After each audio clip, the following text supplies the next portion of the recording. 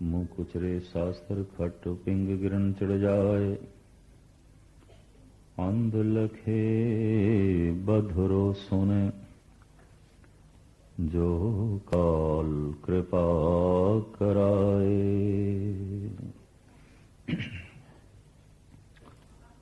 सन्मानयोग गुरु साध संगत जीओ, फतेह प्रवान करने। वाहिगुरु जी का खालसा, वाहिगुरु जी की फतेह।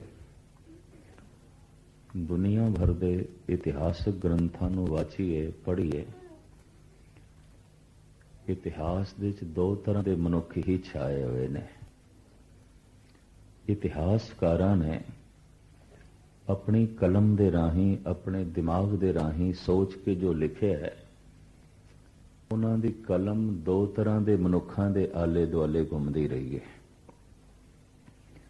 सिर्फ एक मुल्क नहीं, सारी दुनिया का जो इतिहास है वो सिर्फ इंज कह लो दो तरह मनुखां का ही इतिहास है। किहड़े? प्रथम ओ जिन्हां ने जगत की झोली दे कुछ पाया है, कुछ दिता है, कला, ज्ञान, विज्ञान, सूझ, समझ, धर्म, सुख, संपदा, कुछ भी झोली दे पाया होवे, उन्हां दा इतिहास है, उन्हां दी गल है। दूसरा उन्हां दा इतिहास है जिन्हां ने खोया है, खूब खोया है।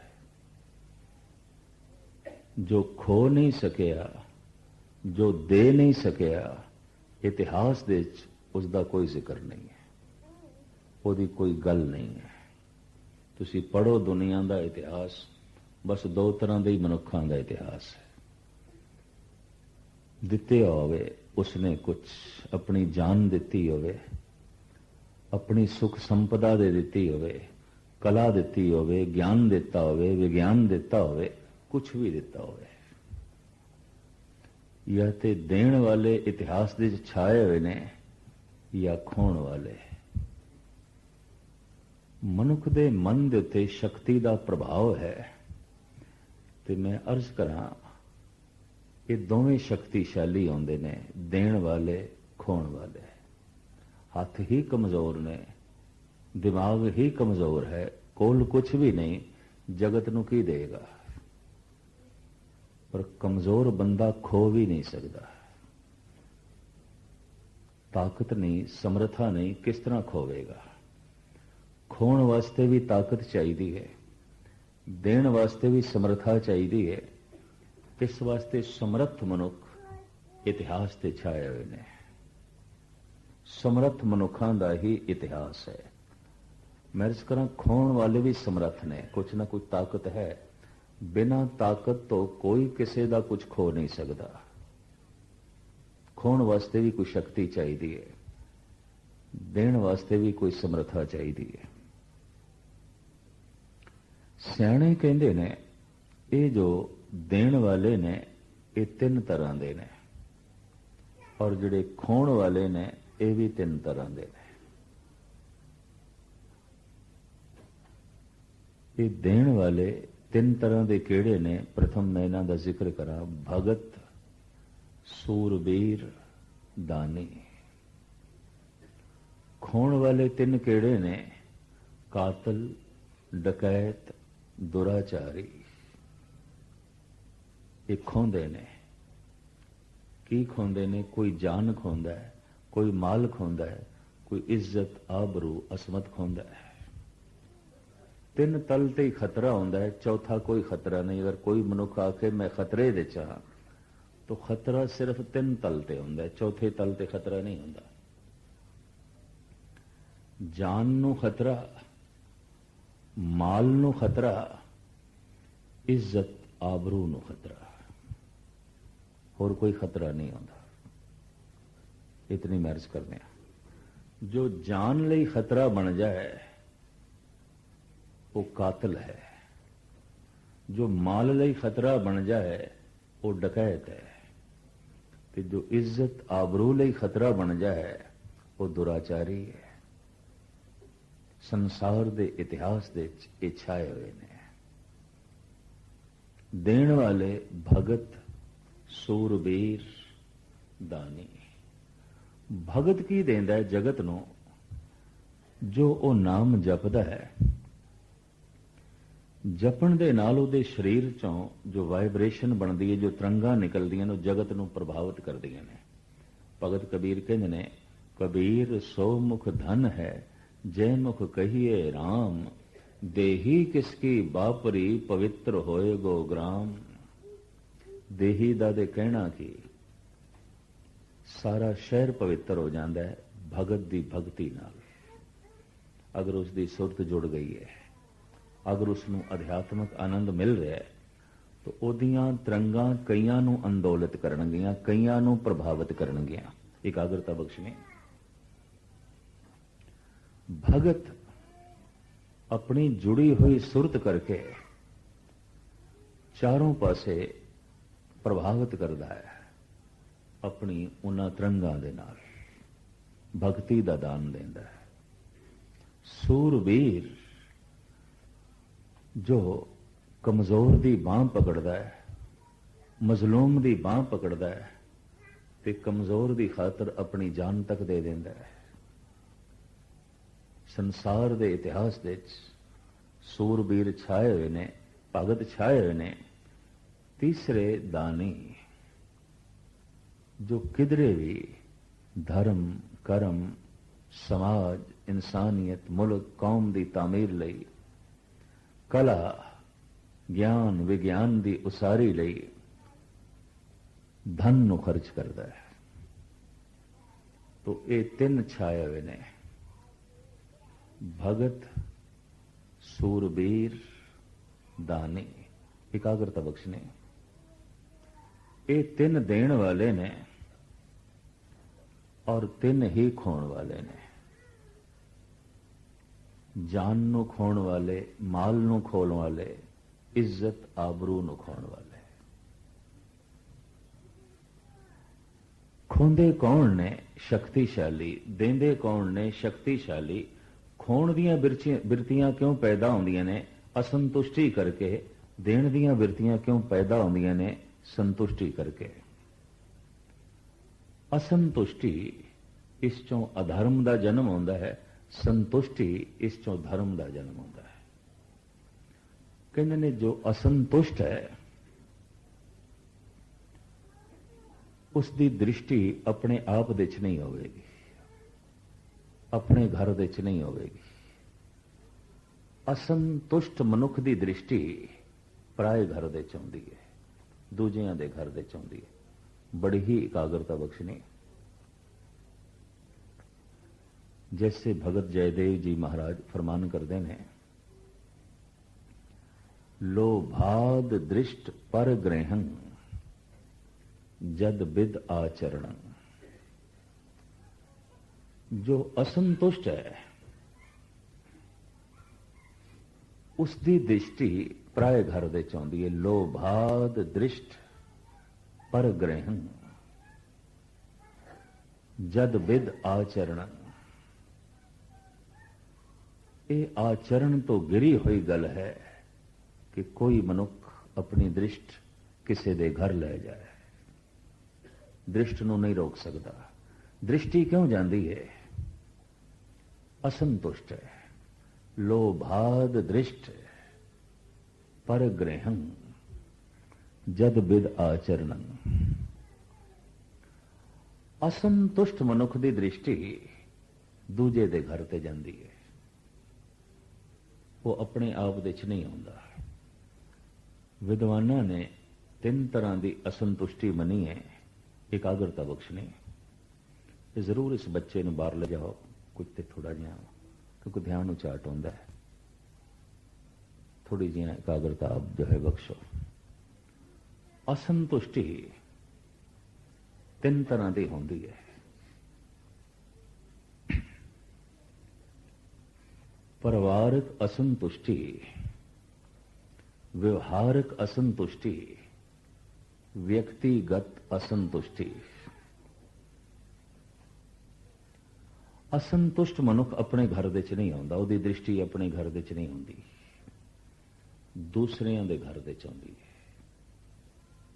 ਤੇ ਅਸੰਤੁਸ਼ਟੀ ਤਿੰਨ ਤਰ੍ਹਾਂ ਦੀ ਮੰਨੀ ਗਈ ਹੈ। ਪਰਿਵਾਰਕ ਅਸੰਤੁਸ਼ਟੀ, ਵਿਵਹਾਰਕ ਅਸੰਤੁਸ਼ਟੀ, ਵਿਅਕਤੀਗਤ ਅਸੰਤੁਸ਼ਟੀ। ਇਸ ਤਰ੍ਹਾਂ ਦਾ ਮਨੁੱਖ ਜਗਤ ਦੇ ਚੋਂ ਲੱਭਣਾ ਬੜਾ ਔਖਾ ਹੈ ਜੋ ਪਰਿਵਾਰ ਦੇ ਹਰ ਤਲ ਤੇ ਸੰਤੁਸ਼ਟ ਹੋਵੇ। ਕੋਈ ਆਪਣੇ ਭਰਾ ਤੋਂ ਅਸੰਤੁਸ਼ਟ ਹੁੰਦਾ ਹੈ, ਕੋਈ ਮਾਂ-ਬਾਪ ਤੋਂ ਅਸੰਤੁਸ਼ਟ ਹੁੰਦਾ ਹੈ, ਕੋਈ ਆਪਣੇ ਬੱਚਿਆਂ ਤੋਂ ਅਸੰਤੁਸ਼ਟ ਹੁੰਦਾ ਹੈ, ਕੋਈ ਪਤਨੀ ਤੋਂ ਅਸੰਤੁਸ਼ਟ ਹੁੰਦਾ ਹੈ ਔਰ ਕੋਈ ਪਤੀ ਤੋਂ ਅਸੰਤੁਸ਼ਟ ਹੁੰਦੀ ਹੈ। ਪਰਿਵਾਰਕ ਤਲ ਤੇ ਕੁਛ ਨਾ ਕੁਛ ਅਸੰਤੁਸ਼ਟੀ ਬਣੀ ਰਹਿੰਦੀ ਹੈ। ਜਿਸ ਤਲ ਤੇ ਬੰਦਾ ਅਸੰਤੁਸ਼ਟ ਹੈ ਉੱਥੋਂ ਉਸ ਦੀਆਂ ਰੁਚੀਆਂ ਬਾਹਰ ਜਾਣਗੀਆਂ ਔਰ ਅਸੰਤੁਸ਼ਟ ਮਨੁੱਖ ਹਰ ਵਕਤ ਗਿਲਾ ਕਰਦਾ ਹੋਇਆ ਮਿਲੇਗਾ। ਜੈਸੇ ਅਕਸਰ ਕਈ ਕਹਿੰਦੇ ਨੇ ਬਈ ਜਿਸ ਤਰ੍ਹਾਂ ਦੇ ਬੱਚੇ ਚਾਹੀਦੇ ਸਨ ਵੈਸੇ ਨਹੀਂ ਨੇ,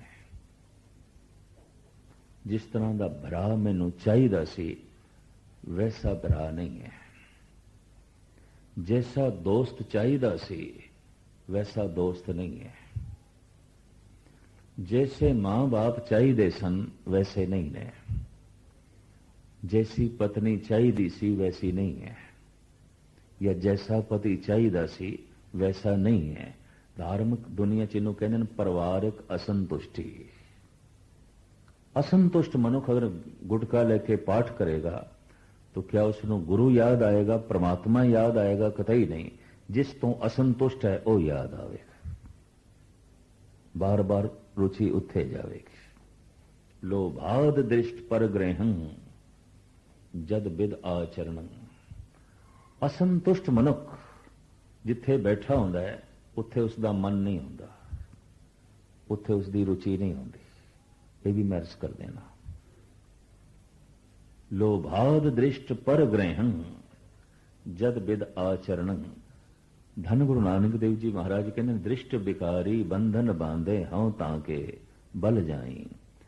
सदके जाने उस तो जिहड़ा अपनी दृष्टि नूं बंधन पा लवे। अज तू दृष्टि नूं नहीं रोक सकिया, कल हथ पैर नहीं रोक सकेगा। अज दृष्टि तैथों बेकाबू हो गई है, कल तू पूरे दा पूरा बेकाबू हो जाएगा।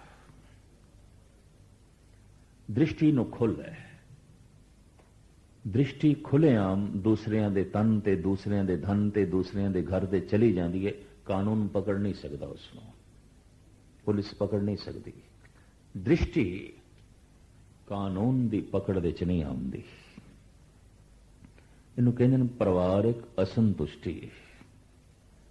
व्यवहारिक असंतुष्टि, कोई अपनी प्रालब्ध तो संतुष्ट नहीं है, जैसी उपजीविका है उस तो संतुष्ट नहीं है।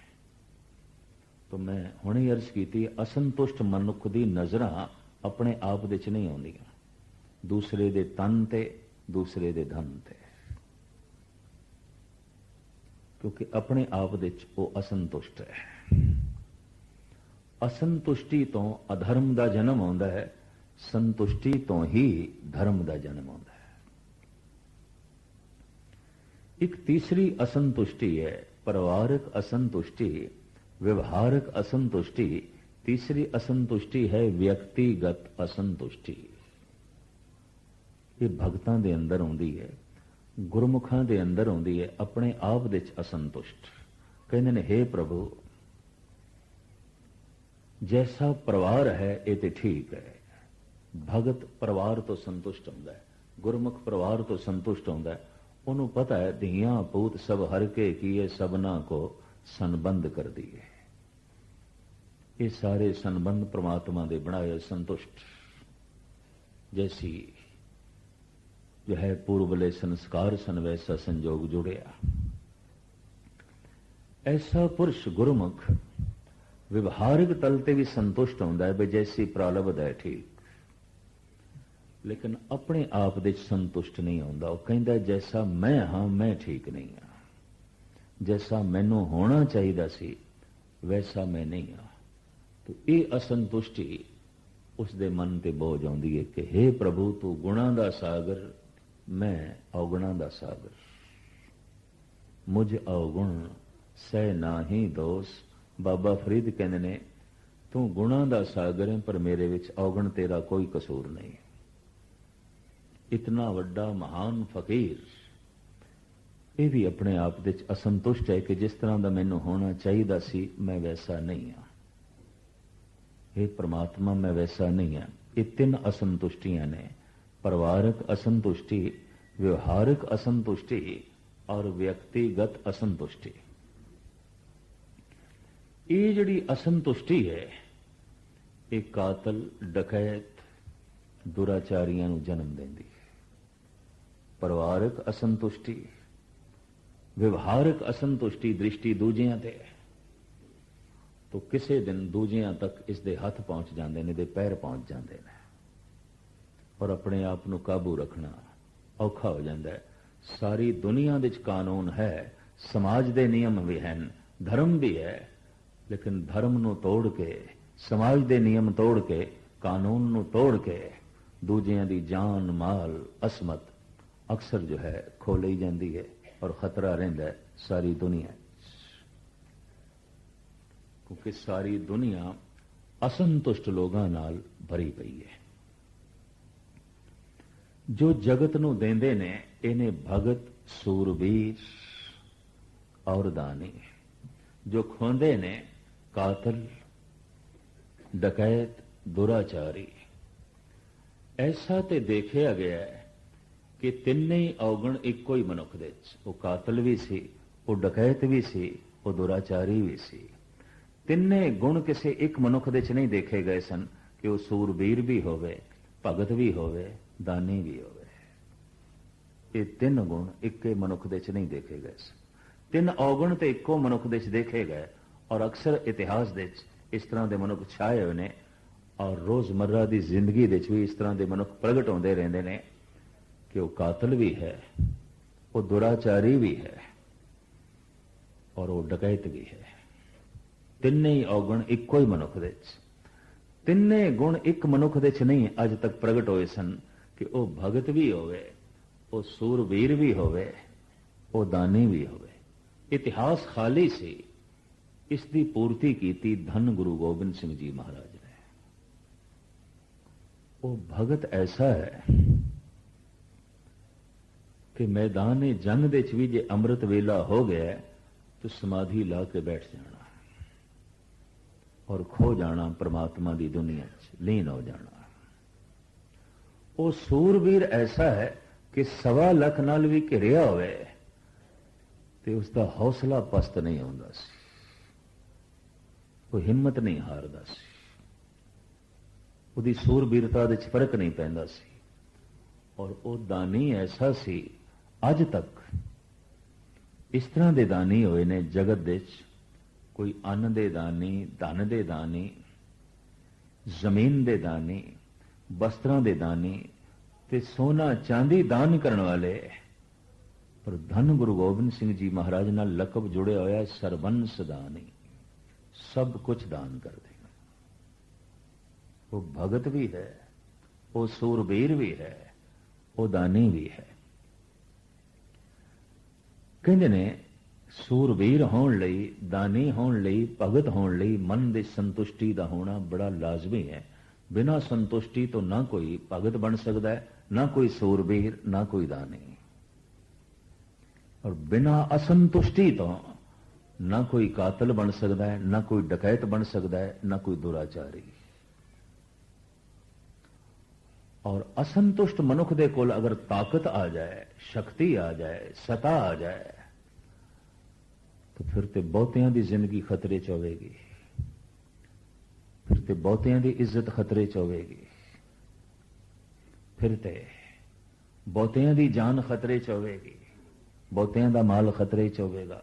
अगर असंतुष्ट मनुख दे कोल शक्ति आ जाए, ताकत आ जाए। कानून कहते हैं कमजोर मनुखों के लिए है, ताकतवरां लई नहीं है। कमजोर की है जो है कानून की है, एक मकड़ी का जाला जिहदे च छोटे छोटे कीड़े मकोड़े फस जाते हैं, हाथी तोड़ के लंघ जाते हैं। ये भी मैं अर्ज करते हैं। असंतुष्ट मनुख दे कोल अगर शक्ति आ जाए, ताकत आ जाए, तो वह जितनियां तबाहियां नूं जन्म दे सकता है, एक दफा ते इतिहासकार भी कंब उठते हैं, उन्हों की कलम भी कंब उठती है, उन्हों की लेखनी भी कंब उठती है। ईरान का एक महान प्रसिद्ध सूफी फकीर होया है शेख सादी, वो कहता है ई चुनी अरकान ने दौलत मुल्के वीरां में शब्द। अगर इस तरह का साजो समान किसी मुल्क विच जमा हो जाए तो कहते समझ लो मुल्क वीरान हो गया, तबाह हो गया, बर्बाद हो गया।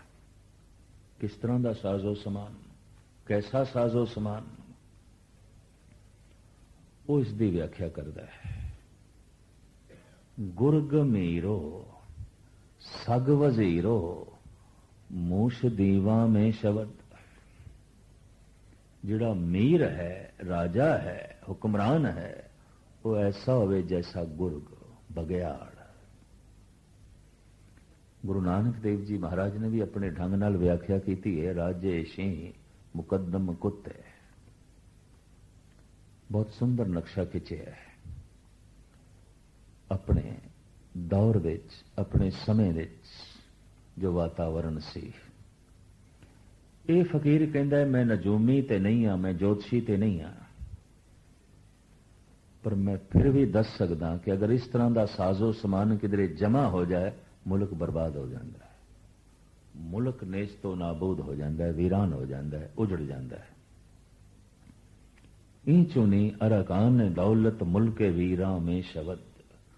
कैसा साजो समान, कहता है गुरग मीरो जिस देश का राजा बगियाड़ होवे, सग वजीरो ओदे जिहड़े वजीर होवन वो कुत्ते होवन,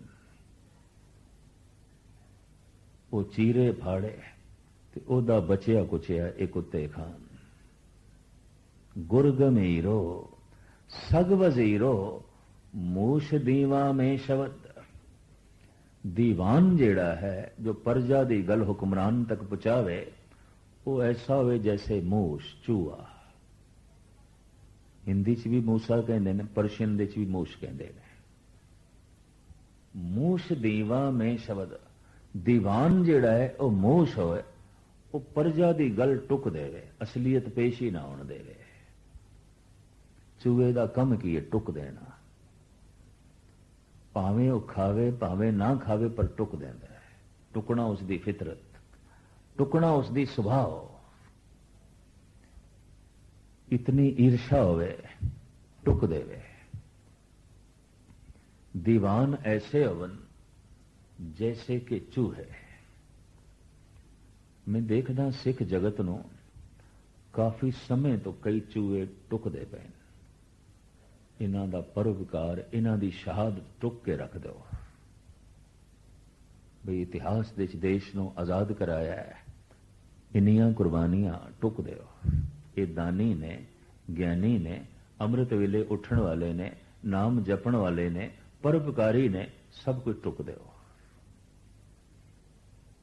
कढ़ दो। टुक दो इतिहास नूं, टुक दो सच्चाई नूं। चूहा टुक देंदा है। शेख सादी दा ये बड़ा सोहना एक कलाम कहंदा मूश दीवा में शब्द। जिहड़ा दीवान है ना, ये मूश होवे, चूहा होवे, असलीयत नूं ही टुक के रख देवे, असलीयत जाहिर ही ना होण देवे। कहंदे गुरु गोबिंद सिंह जी महाराज दे मासूम लाडले जब सूबा सरहंद की कचहरी विच पेश किए गए तो कहंदे ने उस वक्त 17 जज ही बैठे सन। मतलब जिहड़ी महफिल राज सभा की दरबार लगया, 17 मनुख बैठे सन ते 17 ने फैसला देना सी। नवाब मलेरकोटला सी, इस दे विच दीवान चंदू सी, इस दे विच काजी सी, इस विच आले दुआले दे रजवाड़े सन और खुद आप बैठा सी नवाब वजीद खां, दीवान सुचानंद, ये सारे बैठे। जैसे इन्हां बच्चियां नूं पेश कीता, इतिहास कहता है वजीद खान नूं तरस आ गया सी। ये छोटे ने, मासूम ने, नाबालग ने। ਉਹਦਾ मन बदल गया सी भी छोड़ देगी, ये कुछ भी नहीं ने, ये बहुत छोटी उम्र है। वजीद खान दे मुंहों में निकलिया, ये तो तिफल ने, बच्चे ने, नाबालग ने। दीवान सुचानंद कहता है ई फरजंदे मां रस्त, ये सप दे बच्चे ने, ये वड्डे होके डंग मारन, इन्हां दा सिर अज ही कुचल दो। ई फरजंदे मां रस्त, सप नूं पर्शियन विच मार कहंदे ने, पर्शियन विच, संस्कृत दे जंग कहंदे ने, पर्शियन विच मार कहंदे ने। ई फरजंदे मां रस्त, ये सप दे बच्चे ने, ये वड्डे हो जान ते डंग मारन, अज ही सिर कुचल दो। दीवान सुचानंद दी राय। सप नूं मैं फिर अर्ज करा, संस्कृत दे भुजंग कहंदे ने। जफरनामा जिहड़ा कलगीधर पिता ने गुरु गोबिंद जो है औरंगजेब नूं लिखिया है, उस दे विच भी कबूल कर लिया भी ठीक है, क्योंकि सतगुरु दे कन्नां तक खबर पहुंच गई सी कि मेरे बच्चियां नूं सप आखिया गया है। सप ने, और सुचानंद दे मूंहों ये बोल जद निकले तो यकीन जानो सिखां दा नाम सप पै गया सी। किधरे सिख जा रहे हो तो कहते सन इमारमी रफ्ती, इमारमी आमद, ये सप आ रहे हैं, ये सप जा रहे हैं। कोई सिख नहीं कहता सी ये सप जा रहे हैं, ये सप आ रहे हैं, इमारमी रफ्ती, ये सप जांदा पिया। कोई भी सिख नहीं कहता सी, कोई भी मनुख भी नहीं कहता सी, ये भी मर्ज सप जा रहे हैं, ये सप आ रहे हैं। कलगीधर पिता दे कन्ना च भी खबर पहुंची, मेरे बच्चों नूं, मासूम लाडलियां नूं सप दे बच्चे आख्या गया, सप आख्या गया। तो जो जफरनामा साहिबा ने औरंगजेब नूं लिखिया है, उहदे च शब्द ने चाहा शुद्ध के चूं बच गां कुश्ता चार, कि बाकी बमां दस्त पेची दा मार। मार कहंदे ने सप नूं, की होया तू मेरे 4 बच्चे मार दिते, पेचीदा सप ते मौजूद है। सप, हद हो गई। मुगल ते कहंदे ने सप, सुचानंद ते कहंदा है सप, पर सतगुरु खुद भी अपने आप को ऐसा लिख देना है। चाहा शुद्ध के चों बच्चे गां कुश्ता चार, कि बाकी बमान दस्त पेचीदा मार, अजे पेचीदा सप मौजूद है। की होया तुसी मेरे 4 बच्चे मार दिते। हौसला है सतगुरु दा बुलंद। सप क्यों कबूलिया भी तुसी सप कहंदे हो तो चलो असी कबूल कर लेने, प्रवान कर लेने। असी दुष्ट लई, जालम लई सप, असी मजलूम लई अमृत, असी जालम लई जहर। असी मजलूम दी बांह पकड़दे हां, असी जालम दे कदम रोकदे हां। कबूल, तुसी सप आखे है कबूल। और एक प्रथा ऐसी चली है, अजे तक प्रचलित है।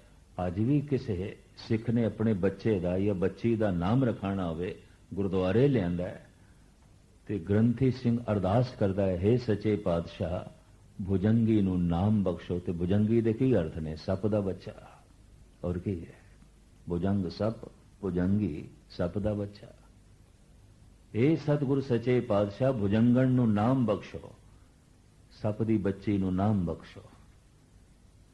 खिड़े मत्थे तस्लीम कर लिया, कबूल कर लिया, ठीक है तुसी सप आखिया ते ठीक है, पर हर एक लिए असी सप नहीं हाँ।